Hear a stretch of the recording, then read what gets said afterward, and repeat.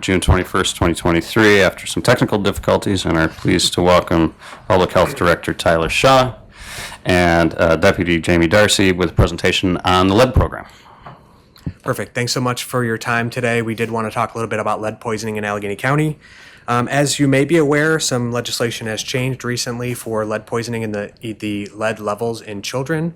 Just wanted to bring some awareness, no voting, not asking for anything today, just some general education and some advocacy efforts on your end as well to bring maybe some additional funding to Allegheny County. Did want to say thank you to some of our staff members, and now it's back off again. Thanks to some of our staff members in my office, our clinic team, our environmental health team, our public education team, for putting some of this data together as well. You probably can't see it. I don't know if you have it on your computers. I didn't print out any copies, but there's some important dates on here. 1978 is our first kind of arrow up there. That's when lead-based paint was officially banned. As you know, any legislation that's passed typically takes several years for things to catch up. So probably about 1984 when it was officially phased out in lead-based paint. On there we have 1996, leaded gasoline was officially phased out, even though it was officially banned again in 1975 in that area. 2020 as our next target, the level was lowered at the state in children for blood lead levels from 15 to 5 micrograms per deciliter. And the most recent decrease was 2021, where clearance wipe samples, the thresholds were lowered from the EPA as well. So those all play an important factor in our lead poisoning prevention program. So how are children lead poisoned? Various ways, lead-based paint that's deteriorated in your home. So if you think of a painted window, old painted wooden window, you're constantly opening and closing. Those abrasion points does create lead dust. That lead dust settles on the windowsills, on the floors, and then you have 1 and 2 year olds who are very mobile, crawling around on that, putting their hands in their mouths, and then becoming lead poisoned. Lead-based paint that's in the dust, contaminated soil. So the emissions from when leaded fuel was being used settled in the soil, so that any bare soil could potentially contact any of our children. And then drinking water is also a source as well. If you have lead service lines in any municipality, we know Flint, Michigan is one of the most notoriety, has most of the notoriety in the area because they had some lead service lines. Children can be exposed through playing, sleeping, eating in areas where lead-based paint may be deteriorated. The picture on the right just kind of shows how lead service lines and how you would, internal plumbing and structures in the home, how that could be a hazard and potentially poison children. We talk a lot about children, but adults also can be lead poisoned as well. But the 1 and 2 year olds, that's the mandated requirements for lead poison testing at their providers' offices. But that also, doesn't exclude any adult. If they wanted to be lead tested, they certainly have that right to do so.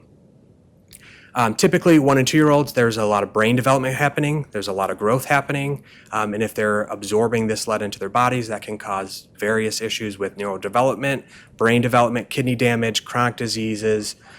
So we typically see the 1 and 2 year olds because they're chewing, sucking, licking, crawling on different surfaces throughout the home that may be have lead dust on them.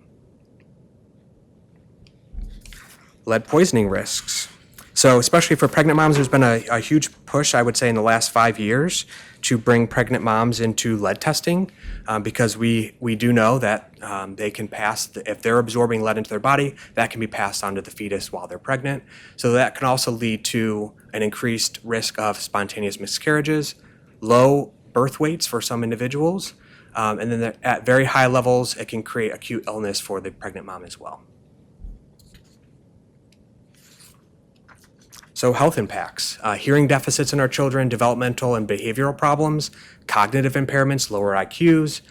We see rage and inattention, hyperactivity, and aggression with children who have higher blood lead levels. And then children with elevated, you'll see this EBLL throughout our presentation, elevated blood lead levels, are at an increased risk for learning difficulties, low high school graduation rates, decreased lifetime earnings, and later incarcerations. Some societal impacts. So as we're talking about trauma-informed care, we're talking about public health in general. We have a lot of fingers in public safety and DSS and social programs. So we see an increase in our children's services that if they have an increased blood lead level, they may need increased services to help them kind of catch back up. Impacts to school districts, whether that's delinquency or graduation rates, increased medical costs if they have kidney damage from maybe being poisoned, increased crime. There was a study out there that said if you had a blood lead level at 10 or higher, you had a 68% chance of being arrested in your lifetime. Also on the graduation rate side, if you had less than 5 blood lead level, you had a 91% chance of graduating. Decreased earnings, that's just comes with if you have a lower IQ, you may not be attaining a certain education status, or increased need for social programs. And then obviously higher cost of society without prevention. If we're not preventing these things, all these things could be impacting our communities. What's that? You don't want those statistics. I'll send it to you. But they followed a bunch of individuals. I think there was 1,100 individuals until they were 65, and then marked out all of these different societal impacts. We're just gonna shoot the messenger, that's all. Yeah. Use the mics if you're asking questions. Oh, sorry. What? You got your mic on? I'll turn it over to Jamie. Sorry, Jamie, real quick, we have a question from Gretchen. What is the treatment for that? Because obviously with the older buildings, and I'm not a medical person, so I don't know what it is, but there must be some kind of treatment if it's caught. Depends on how high the level is. Okay. So the first Wasn't step is easy. education, proper cleaning techniques, getting rid of those hazards. So interim controls, if you have, say, a door jamb that's maybe deteriorated or their paint's deteriorated, painting over that, keeping the lead intact is really Okay, important. so less exposure is, at a lower case helps. Yes. To It prevent. will work its way out of the body for the most part if you take those precautions. We also talk about nutrition quite a bit. There are certain food groups, leafy greens, calcium, that will help draw that out of the system. And then the last thing that will be done for children with extremely high elevated blood lead levels is chelation. It's comes in pill form or IV form that will help quickly try to get that out of their system before permanent damage is done. Thank you. So I'm starting with some information and data about specific things for Allegheny County, our housing, and how the program itself will work. We took data from Real Property, and you can see by district how many of our houses are pre-1978. About 2/3 of our homes, and this is just residences, not camps, not commercial buildings, are pre-1978. So that means 2/3 of those buildings are at a higher risk for lead poisoning. Lead rules for providers and patients. New York State, this is a requirement through New York State that all children are tested between the ages of 1 and 2. All children between 6 months and 6 years have to have an evaluation by their doctor for lead exposure. Part of the problem is not all parents take their children for an annual physical, so those children are getting missed. This includes counseling families on risk reduction, as Tyler mentioned, encapsulation, removal, abatement, as well as obtaining a blood test if risks are identified. Both venous and capillary, so we call the capillary a finger stick. Lead results are reported through LeadWeb, which is a state reporting system. One of the problems with finger sticks is that they're not very accurate, and that's what most doctors do because it's the least invasive. So they just poke their finger, take a lead test, and when we get those results back, it may say it's a 20. They automatically get sent for a venous draw, and then it might come back a 5. So big difference in ranges with the finger sticks. Some pediatricians are just kind of skipping the finger stick and sending their patients right for a venous now. Allegheny County staff follow up on elevated blood lead levels in LeadWeb. We conduct a basic intake, so our nurse and our clinic staff will call the parents, get intake information from the parents. They'll counsel the parent and guardian on what they should be doing for their child, including education, nutrition facts. Then once it's hit clinical will then make a referral to environmental. So it's a multi-step process. I was going to yell out next slide, and I forgot that I had the clicker. So a typical workflow for us is that blood draw comes in if it's 5 or greater to LeadWeb. The nurse will reach out to the parent or guardian, usually via telephone initially, and then later they'll go out to the home to provide general information, counseling, regulations as far as how often they have to have their child, their blood lead level tested. Once that is complete, again, they'll make that referral to environmental. Environmental technician then coordinates a home inspection with the owner, landlord, or parent or guardian. One of the points I think it's important to make here is if a child lives in 2 homes, they go back and forth between 2 parents, both of those houses have to be tested. If they go to a babysitter that's not a licensed daycare, then that home has to be tested. So sometimes we're testing 3 or 4 places for one child. Once the home inspection is conducted, again, we're providing education on the environmental side different than the nurse. It's about what you can do for your home, where the lead was found. A notice and demand is provided to the owner and the parent and guardian. So the technician comes back, compiles all of this information by taking the XRF, which is an X-ray machine that we basically blast every surface in the home that is painted to see what the lead levels are. Once those levels are put together, anything greater than 1 is considered high. The notice and demand is based on anything that is 1 or greater. So every level in that home that is 1 or greater, that homeowner has to fix, whether it's encapsulation, removal, abatement, and our technician will go over with the homeowners on the best ways to get that done. So throughout the process of the homeowners making these fixes, environmental will continually go back out there to assess their changes, making sure that they're meeting the standards. If the hazards are adequately addressed, the environmental case is closed on that side, and then it goes back to clinical. Clinical cannot close their case until that child's blood level drops below 5, and they have to have 2 blood tests to show that it's dropped below 5. This can go back and forth and hang out there for years based on several factors, whether the parents are being cooperative getting the blood test, if they're making the changes in the home. Money is the biggest issue for most of these homeowners. They do not have the funding to make the proper changes that need to be done.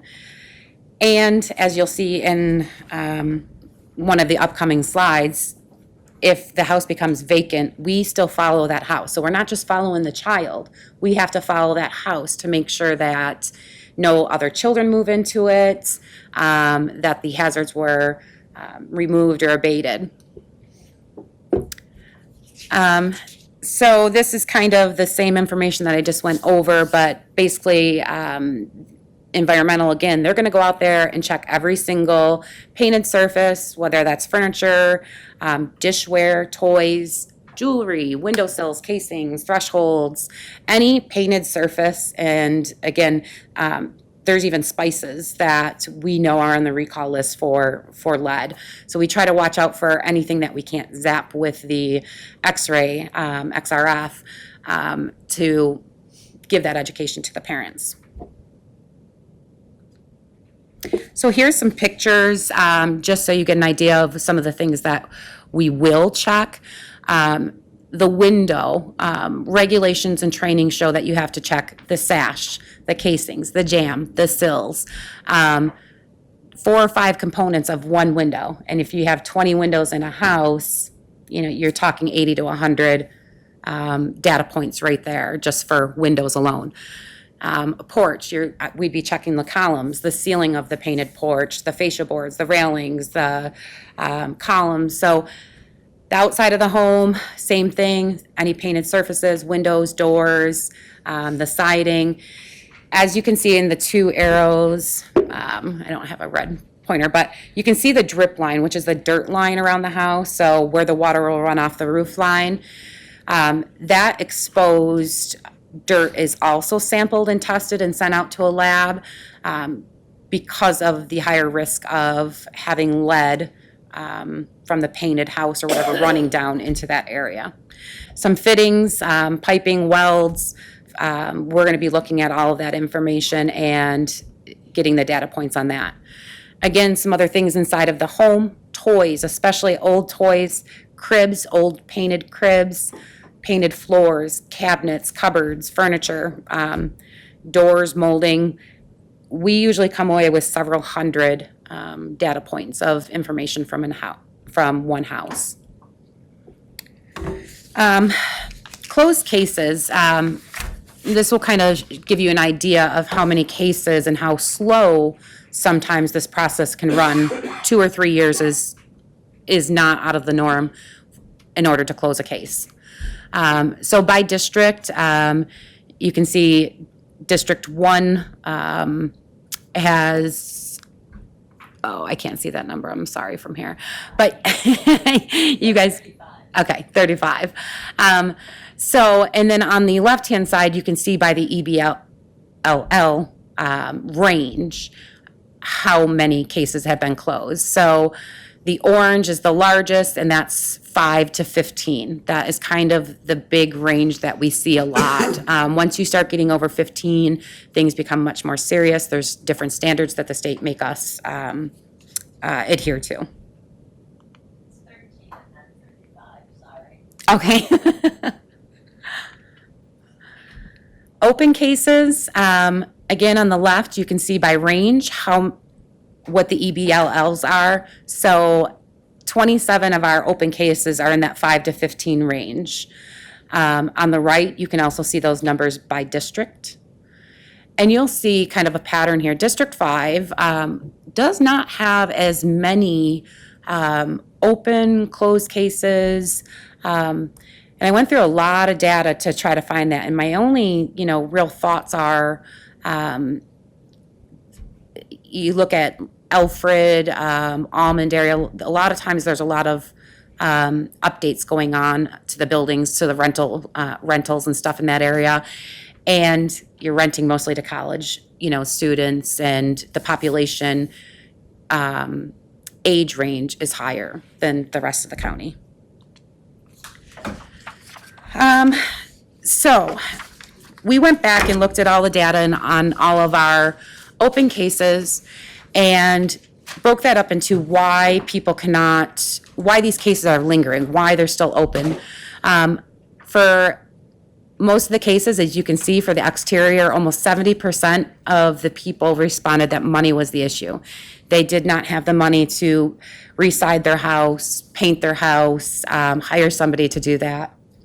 And then for interior, at 50% of the cases, the reason why they have not made those corrections needed is because of money. So money is the main issue for homeowners, why they're just not getting the work done and their children continue to be poisoned. I will make a note by district, because I thought somebody would ask. So District 2, the reason you have a pretty big spike there is for 2 reasons. Your 2 largest areas are vacant property and money. And District 4, your big one is a vacant property, and your second one is money also. Vacant properties, they sit there, they sit on our caseload, and until those changes are done, we cannot close those cases out. Back to Tyler. All right. Is there any Go ahead. known, permanent genetic damage from like exposure? I think that the research is still out on that. So, whether that be autism links, genetic links, chronic diseases, cardiovascular diseases, that's really what's being ongoing right now. Yeah. Because that could obviously affect generations Yeah. to come. I had a question too. I know, wasn't there a big thing about toys being that some of the imported toys that were coming into the country, I think primarily from China, that they were using lead paint on those? That is correct. Yep. Some spices from other countries, toys from China specifically, and then some makeups from like India and some other countries also were on that list. Thank you. Mr. Seer. Thank you, Mr. Chairman. I just wanted to tag on to Jamie there before it gets forgotten. Your last words were correcting this problem and how difficult it is for the average citizen because of the cost. I happen to have some experience in this field, and I recommend different painting companies.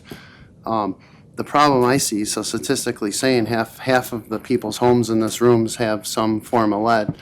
So when you use the word encapsulate, that means to encapsulate it with several layers of paint. To abate would be, to remove every single wall to try to contain the dust. It's a very, very expensive process. So I think you're doing a great job in informing and enforcing this. The major problem is 9 out of 10 people can't afford to encapsulate or abate to make it safe. For instance, I actually had a client in District 1 where you said multiple areas that they could be dwelling. So the grandparents watched the child 2 days a week, and now all of a sudden the grandparents are informed, the child can no longer come to your house, until we figure this out. And the end result, nobody could afford to fix this. And they try to do it on their own, but they don't have the resources or the education to abate or encapsulate it properly. And my heart really goes out to them, and I'm in full support if you're looking for funding to help our citizens to be able to have a home with safe children. Thank you. Thank you. So this will paint a little picture of what our current grant looks like for the Childhood Lead Poisoning Primary Prevention Program, or the CLPPP.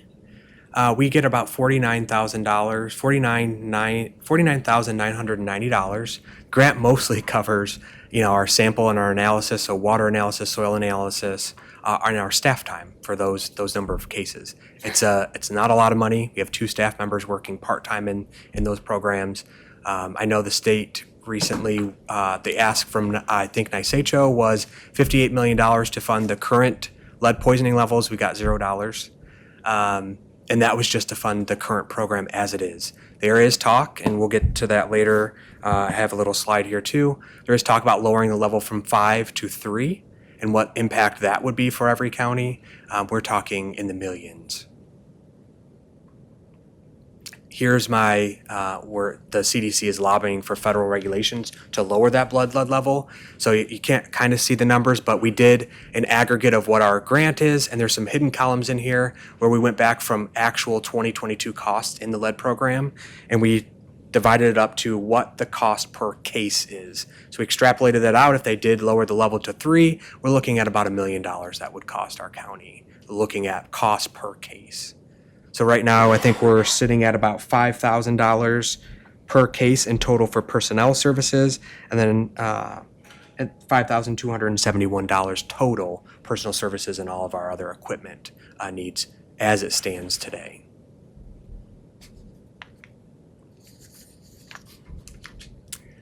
Here's just a quick graph, just a visual of our projections. If they were to lower that, you can see that orange line going right up to 216 cases is what we would anticipate if that level were lowered in 2022. So you're seeing a drastic increase in our number of total cases from what we're seeing today. Back to you, Jamie. So, what have we been doing in the health department to try to mitigate or help some of these homeowners? First thing we did was we formed an internal work group where a representative from each of our divisions within the DOH, we meet once a month. We go over some high-risk cases, which we have some very high cases. New cases, if we've closed any cases out, what's kind of holding things up. So that has been good. Everyone's on the same page. We're able to communicate with each other and come up with ideas to help these families. The work group, we would like to expand that and make it an Allegheny County coalition. So we'd like to include other agencies like DSS, Accord, possibly a legislative representative. We've created a resource list, which consists of other agencies and what they can possibly help these homeowners with. DSS can help with temporary housing. We've had families that have had to, the lead levels have been so bad or so much work has had to be been done that they've had to move out of their home during that time. So DSS will help them during those times. Accord with funding for certain supplies. Sheen Housing is out of Rochester, but they, Allegheny County is eligible for part of their grant, which is home repair and replacement. We have one family right now that is getting windows from Sheen Housing. And then certified contractors for abatement and remediation. There are some in, there's one in Jamestown, I think like Hemlock or something, but we have none in Allegheny County, and that's something that we're working on doing. We also created a cheat sheet for the physicians and about testing and notification, and that's already been sent out to all the physicians. Some of them were not putting them in NICES in a timely fashion or not doing the blood testing, which we need that information. So our action plan continues on with this program that was brainstormed, and we call it LAP, the Lead Assistance Program, and I'll get into that a little bit more on the next slide. But it's kind of our baby and a program that we think is going to make a big impact on children with lead poisoning. We've also posted a lot of general education on our webpage and on Facebook. At least once a month, we're putting something about lead on there. We've also did a do-it-yourself lead removal training video for homeowners so that they're doing it correctly. A lot of them just go in there and start sanding, and there's ways to do things to reduce the risk of dust and even higher exposure.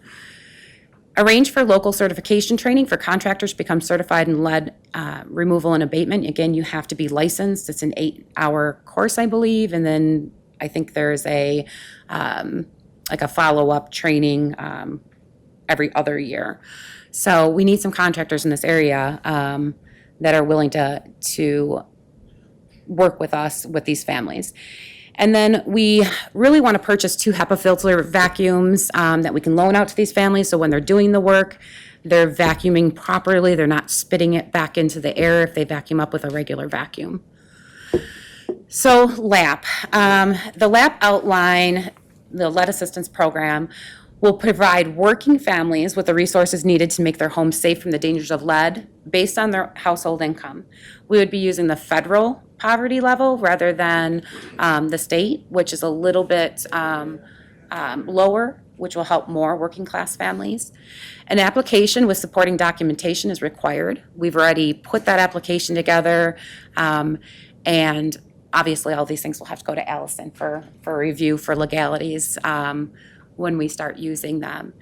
If an applicant is eligible based on guidelines, our environmental technician would issue a voucher. That voucher would have all of the supplies that they need in order to satisfy their notice and demand. So the technician that issued that notice and demand will know what is needed and issue that voucher to the homeowner. I've already spoke with several businesses in Allegheny County, and there are several that are willing to work with us at reduced costs. They've given us cost sheets, some of them as much as 50% off of certain supplies. That homeowner would take the voucher to one of those places that is approved to get their supplies. This way, we're not worrying about fraud or money trading hands. It's a piece of paper, and then we're also keeping business in Allegheny County by bringing business to them. That business would then send us the voucher with the receipt to be paid out of the LAP fund.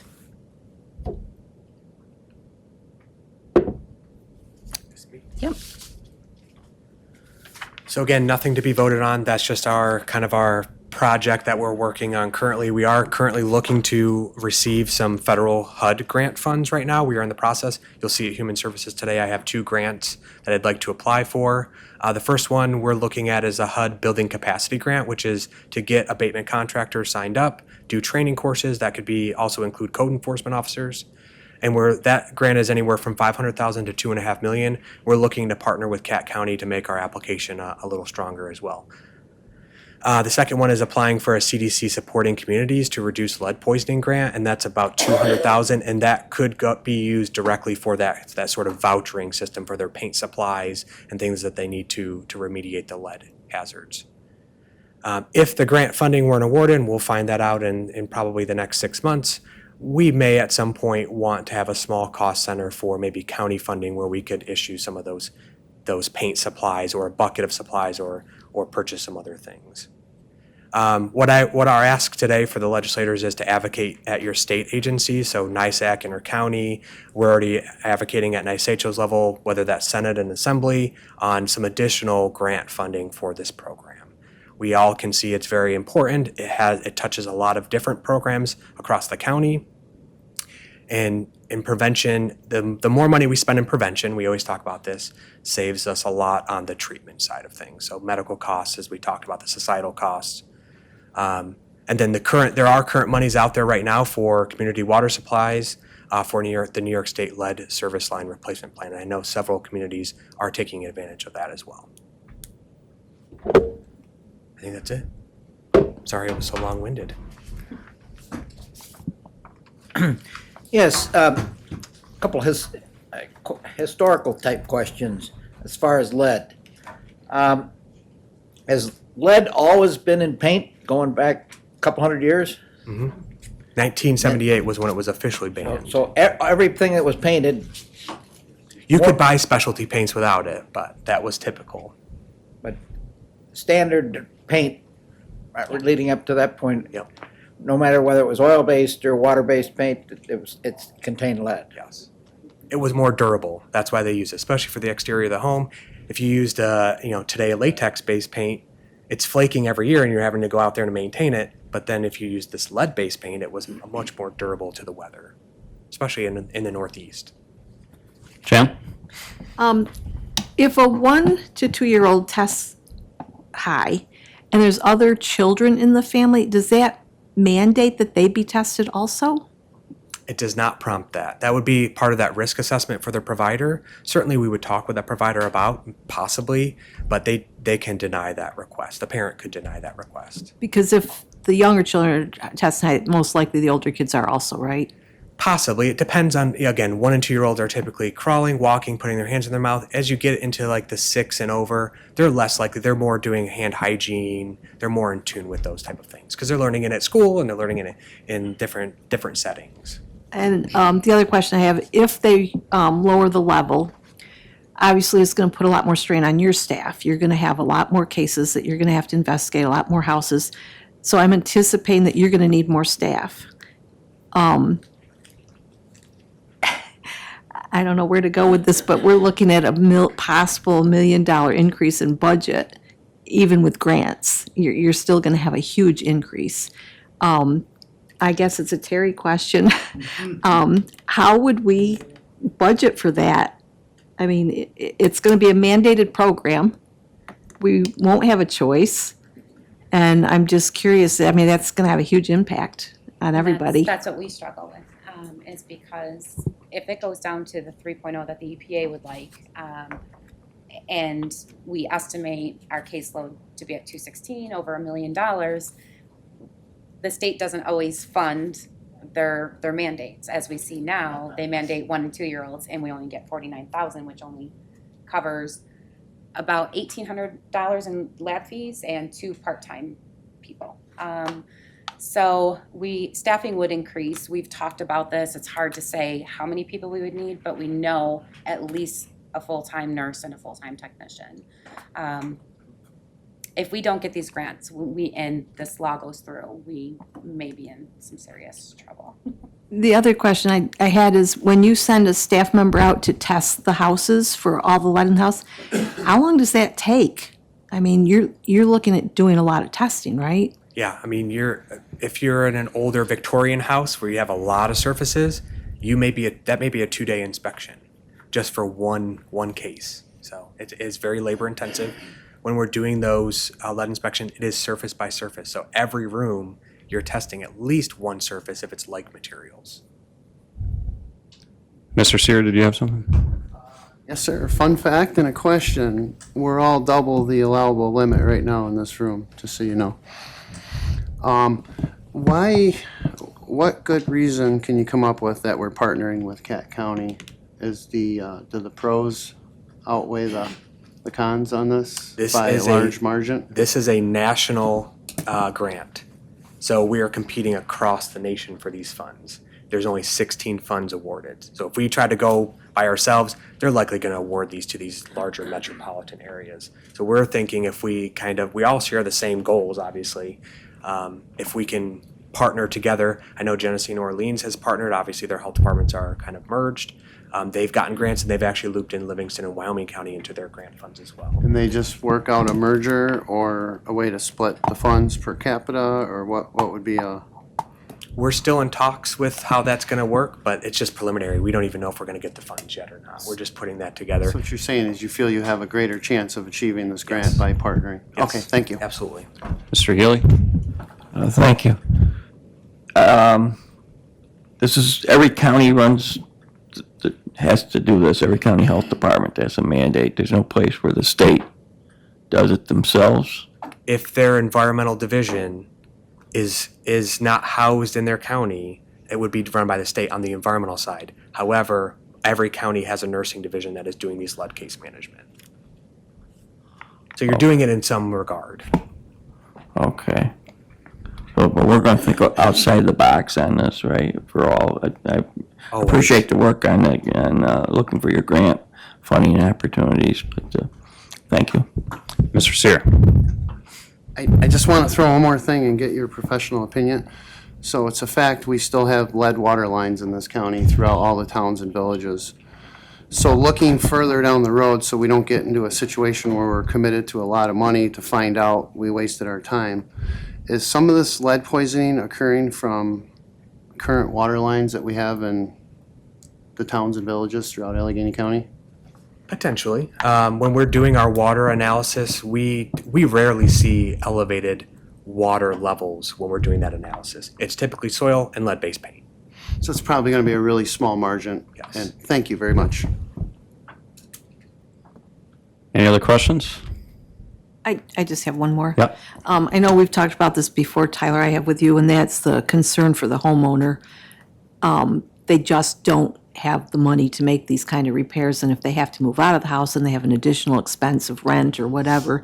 And I hope that the state will come through with some kind of funding that's going to help with the repairs and make it easier for the homeowner, because it's not their fault, but yet they're going to be mandated to make those repairs, and obviously should to protect their children, but it's a big expense. And I think it's so, important to note that in a lot of these homes, and why we came up with this LAP program is because money is issue. A lot of these are working class families that are maybe at or just barely above the poverty level. They're the people that are living in these homes that are pre-1978, and because they couldn't afford to fix their houses up like, other people that may make more money. So they're the ones that need the help the most. We would not allow landlords to be eligible for this program. And we've talked about this quite a bit, and the reasoning is they're getting income from those rentals, and they should have the money to upkeep them then.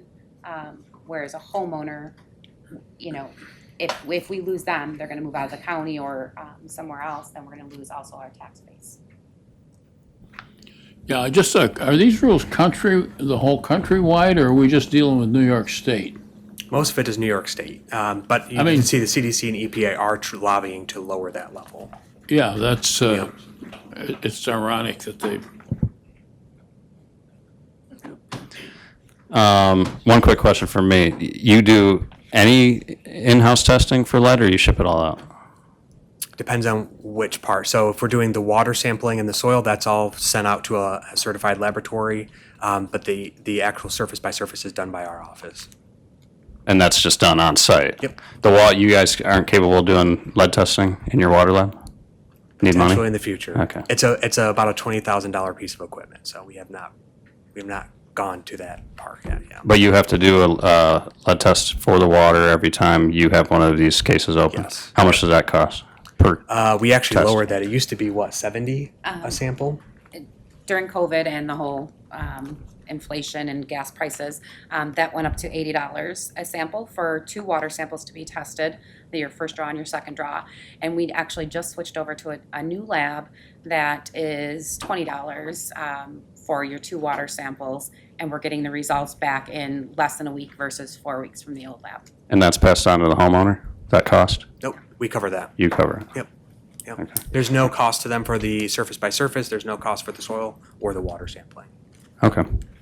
Do us a favor, if you can find sample language for resolutions related to increase. I just did a quick one, and most of the resolutions that have been passed are related to lead pipes. Yep. Okay. And not abatement or, that kind of stuff. So if you could find us something to send us that, we'll Sure. get to work on that. Any other questions or comments before we move on? Thanks, folks. Mr. Durlam, apologies. Hope you learned something this morning so far.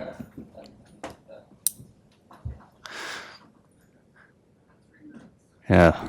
Mr. Durlam is going to share with us, I think, right? Do you need your computer hooked up? Do you need a break to get set up?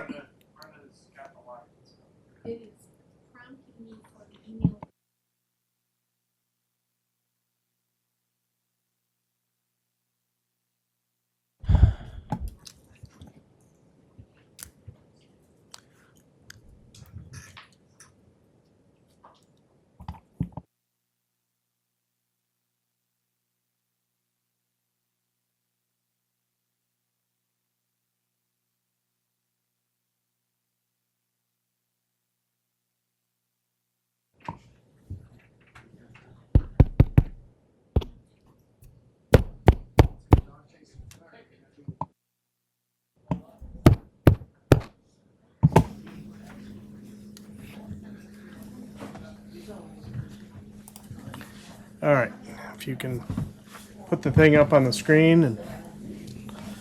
Okay. Okay, Mr. Durlam, the floor is yours to present to us the pictometry. yeah, I gotta sit here to drive it. Okay, well, let me get all my stuff. No, that's all right, I'm just gonna drive your mouse. It'll be dandy.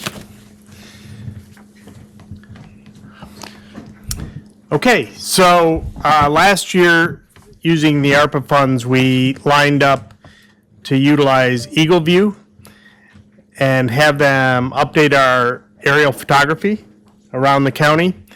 And they completed the first flyover in April. And so we now have the imagery from them, from the April flyover. And I'm just going to briefly go over a few things because I know you're way behind on your meeting agenda. And just demonstrate a few of the tools that are built in here. And poor Brenda's cleaning up her whole place, and all I need is her mouse. But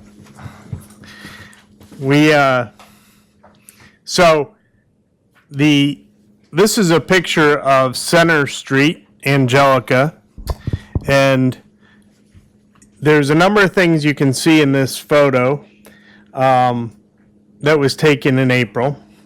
You can zoom in quite closely, and you can get a feel for what's going on in a particular parcel. Now, I picked this one because this is my old house, so I figured I knew what happened there.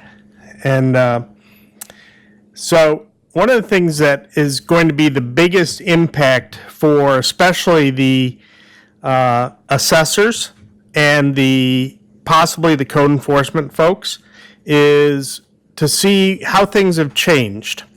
And one of the products that we're currently working through on this process. We have the imagery, but there's a lot of back-end stuff that needs to be taken care of. One of the items that's going to happen is they're going to create polygons around every house and structure in the county that's bigger than a certain size. Basically, we don't want to pick up the dog houses, but everything much bigger than that will be picked up. So they're going to do that, create those polygons for the 2023 imagery, and then they're also going to use our 2006 imagery, and they will create a side-by-side list that will be available to the assessors and so on, where they can basically have a short list of changes. So what happens here is you can see that back in 2006, there was a roof that extended on the right-hand photo over a porch that I tore off, and I created, and the deck was very small then, and then I had a new roof put on. This is on the left-hand side. I had a new roof put on over this section of the house, and I created a larger deck with a different set of stairs. And then there's also a dog cage kennel out there. So that kind of gives you an idea that when this short list is created, they will probably show these changes on this house. They will also look across the street, and it should catch up, and let's see. Back in 2006, there was a house sitting directly across the street from our old house, and that house was demolished sometime between then and now. And that'll also be flagged as a site that the assessor should go look at because a building is no longer there and perhaps somebody's getting, charged for that structure. So that's an example. I'm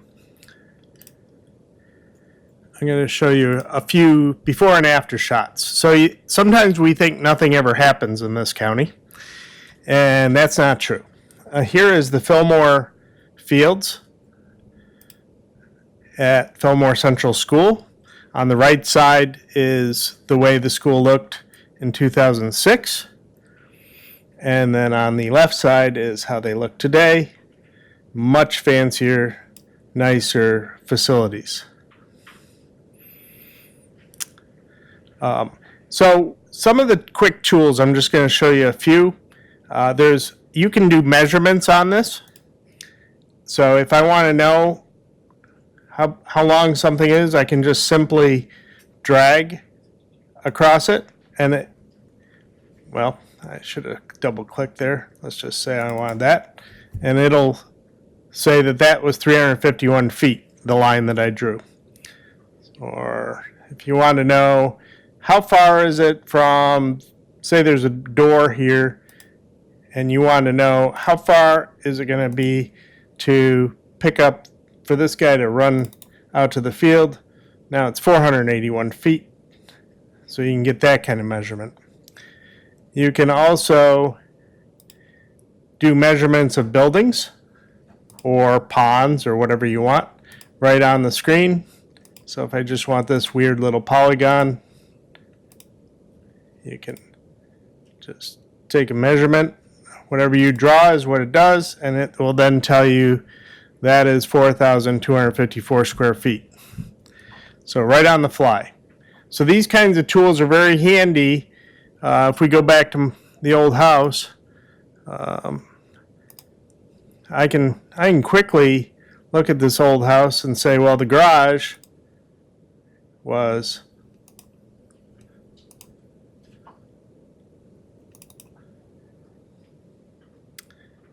1,022 square feet.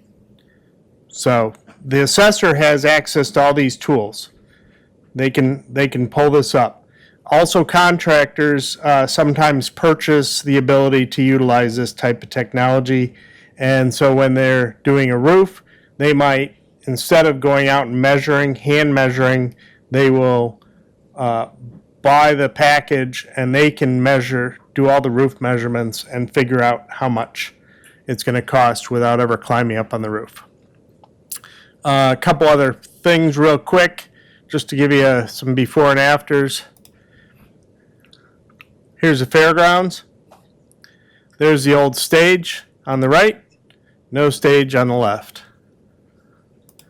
That's a change. Jones Memorial.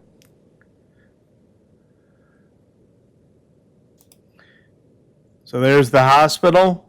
In 2006, you could see the roof line is very different. This is the new construction they've been doing. And they also, they built a whole parking lot over here that did not exist back in the day. So these are just a few examples. I'll give you one more that I found amusing. I haven't had a few others. So this is up on Meservey Hill where they've been building houses for many years. And on the right side, you see there was 1, 2, 3, 4, 5, 6 houses in 2006. There's an additional 1, 2, 3, 4, 5, 6 that have been built since then. Now, if this was out in the woods in the middle of nowhere and this was going on and nobody was aware of it and the assessor had never assessed this, this would all be caught and available. So that improves your overall tax assessment setup. Just a couple of last things and I'll get out of here. We'll go back to Jones. So when you're looking at the hospital photos, you can not only get an area or a distance, but you can also measure how tall a building is. You just go to the bottom of a corner and go up, and you can know that that's about 50 feet tall in that area. This can also be used for forestry. So you can look at photos out in the woods and you can, get an approximate, but like this is a tree here. So imagine it was a whole forest and you would take a few snips. Apparently I didn't click properly.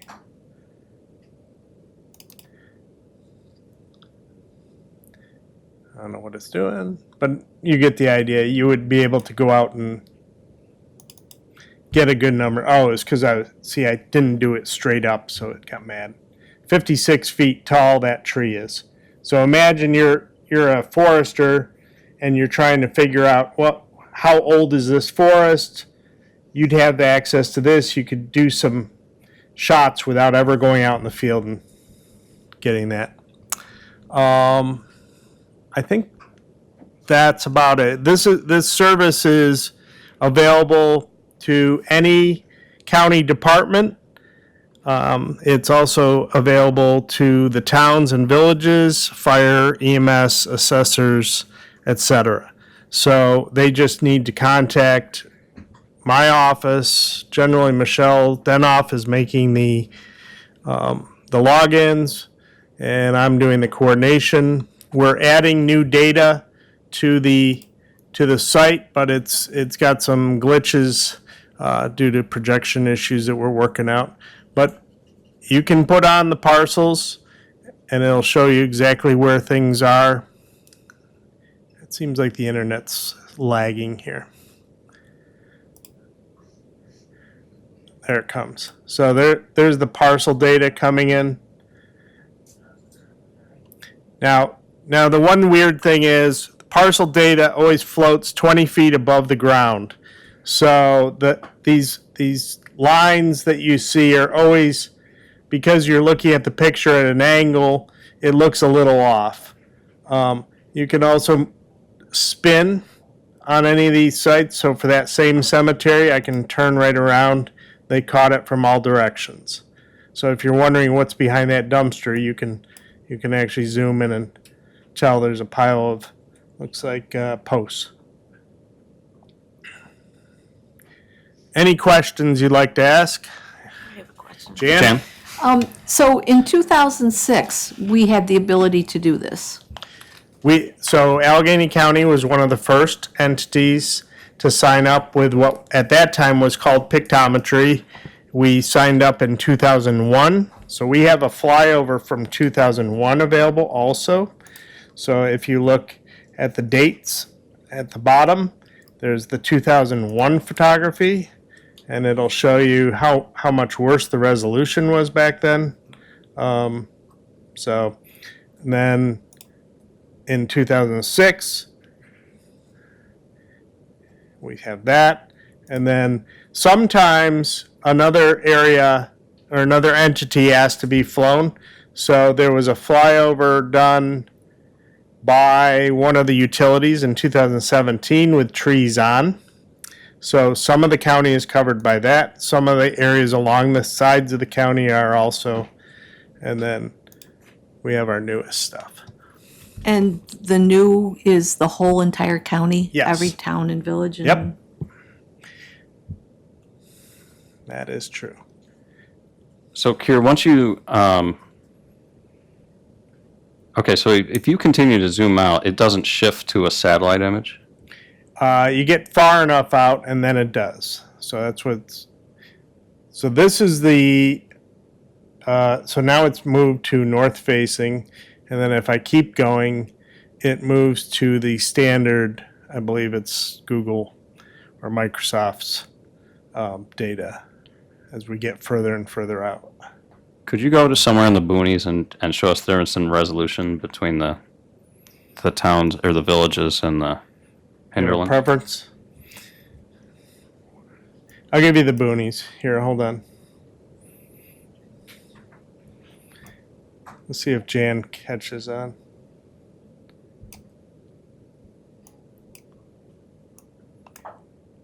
Well, even I can't find myself. What is that racetrack? Anybody know what this Don't go over my racetrack is? house, Kier. I'm staying over to the right. So this is the forest on the, I heard Jericho Hill. So this is what you see in the forest. On the right side is the older, more pixelated. You can really pick out the trees. I'm pretty tight here. You know, you're not going to see every single thing, but do you see a deer? That would be funny. But this is an example of what I was saying, where you can measure the tree, you know, to tell how.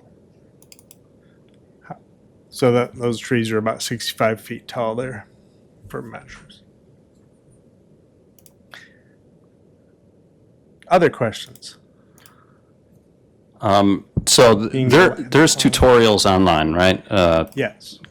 We are running a training next Monday at 10 a.m. in our building.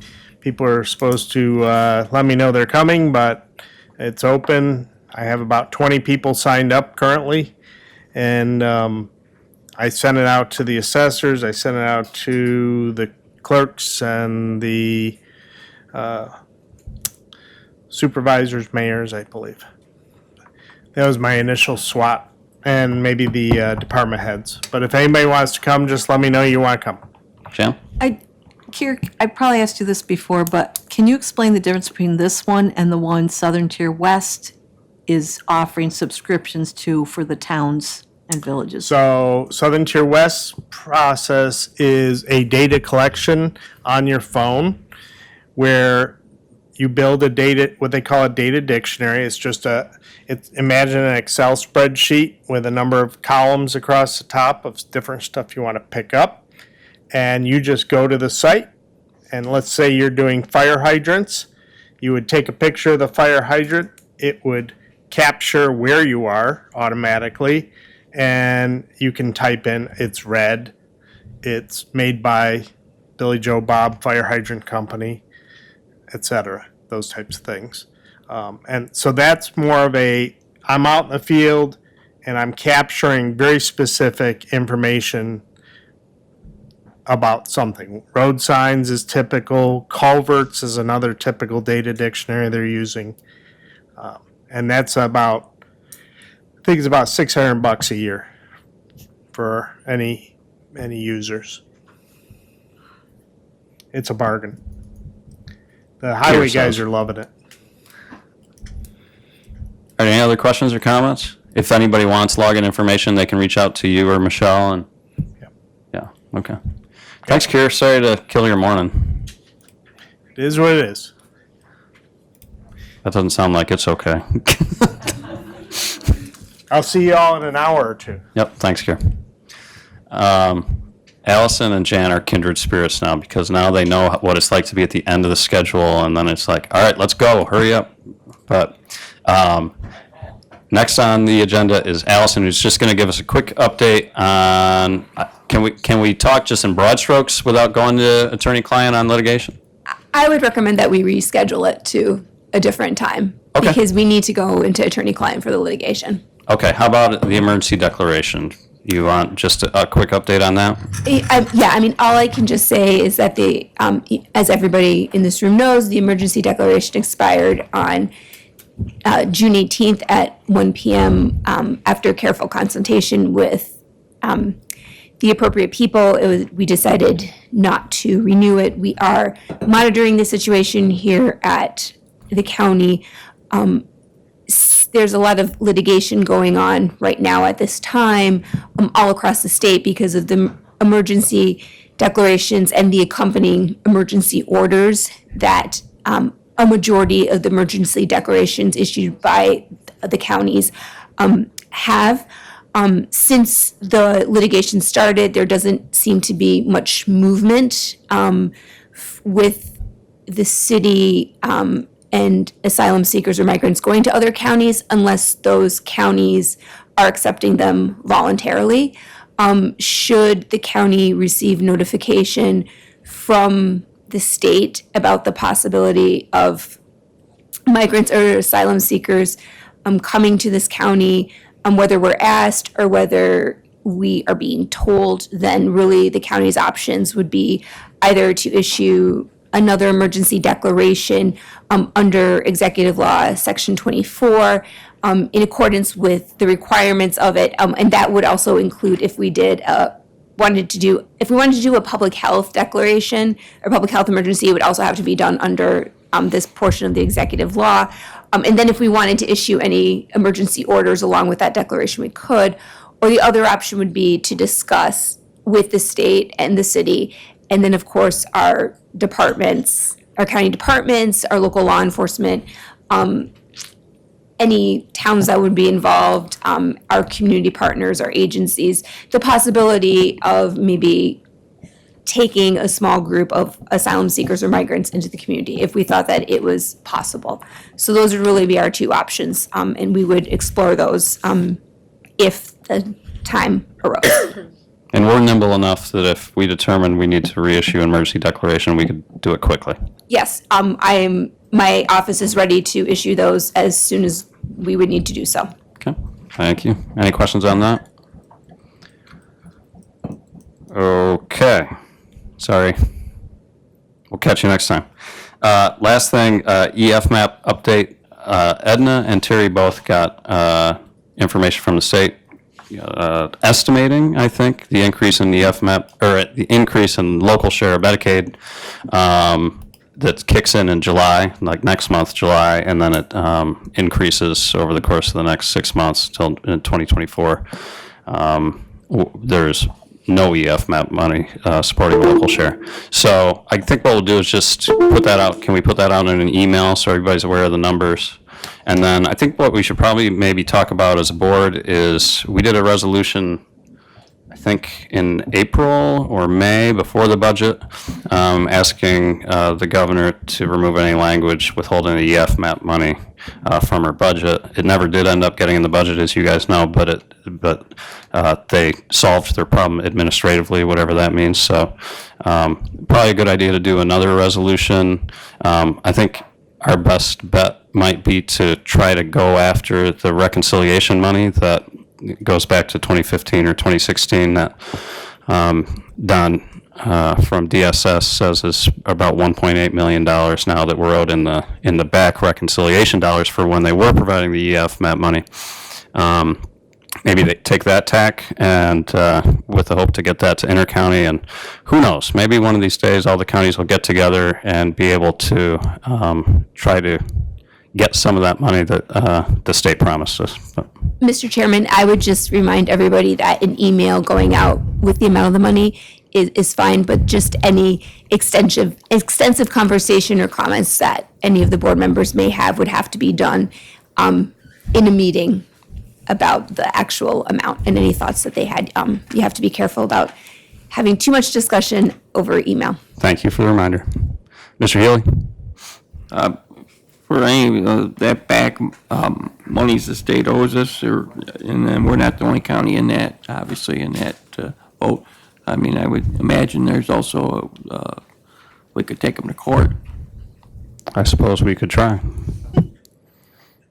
I mean, $1.8 million would cover 3 years of our lost EFMAP money. Well, that would be collectively, all the counties. Yes, yep. Terry? I'll just talk about the increase. You will see the increase in the MMIS weekly payments that we put on the audit every board meeting. Those increases will show up in that. There will not be, they recoup the money they're taking from us off the MMIS weekly payment share. So right now, I think we're about 164. That will increase for the next 6 months, and then it will increase again in January. So that's where you'll see the payment. Yeah, 168 to 170 something, and then finally 196 or something like that.